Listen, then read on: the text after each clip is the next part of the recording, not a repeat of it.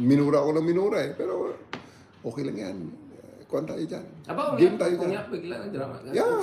Yung Di isa, ano, di ba, there was this strike ngayon sa Congress, di ba? Pina-shock house order yung ibang trolls, di ba? Or, Hindi nagsidatingan, di ba? Tapos yung isa sabi, ay, maapektuhan yung pamilya niya, paano na sila magpakain ng mga kapatid? Wait lang, inaamin mo ba na bayaran ka ngayon? Bigla, I mean, that's the funny thing, no? So ang sinasabi niya is comeuppance yan, no? Kumbaga, shot across the bow yan, na umayos-ayos na kayo, magbagong buhay na kayo, maghanap kayo ng ibang siguro livelihood, wag ganon. Okay lang yan kung yan ang hanap buhay nila. Wag naman sana. Okay lang yan kung anong hanap buhay nila. But they should also be prepared for the For the repercussions. repercussions, yeah. Kumuha sila ng abogado. Kasi nga, ang pinopropagandize nung kinasuhan ko, na kesyo pag namatay siya, ako ang suspect. Ang sagot ko lang naman, napakasimple. Wala akong intensyong patayin ka. At hindi yan ang gawain ko. Gawain nyo yan. Kaya kayo takot sa inyong mga sariling multo.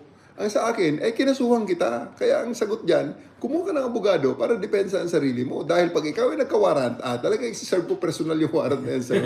Uhulihin talaga kita, pupusasan kita, ilalagay kita sa kulungan hanggang sa makapagpiyansa ka. Kasi sa cyber libel, may 40,000 na naman ang piyansa niyan. Kaya niya yan. Pero ipapakulong mo talaga siya oras na lumabas ang warrant niya. Yan ay kung lumabas ang warrant niya. Kaya galingan niya. Kumuha siya ng magaling na abogado. Diba, alam kong magandang kita nila dahil sa mga for up. Wala. Tsaka marami na mga maganda yung team na yan. Hindi problema sa kanilang abogado, hindi problema sa kanilang pera. Napakaraming pera ng mga to. They have money, they have the resources. Full-time job nila to eh. Speaking of money resources, I know you're